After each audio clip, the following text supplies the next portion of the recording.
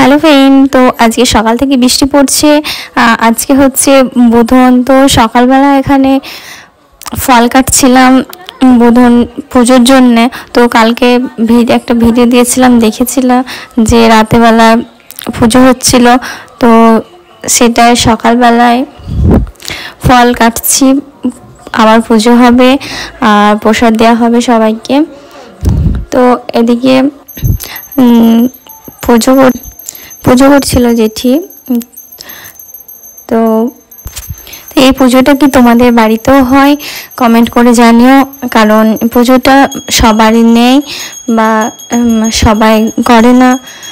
তো একটু দেখো পুজোটা, আর ভালো লাগলে লাইক করে দিও আর সাবস্ক্রাইব করে দিও। ওকে, বাই সবাইকে।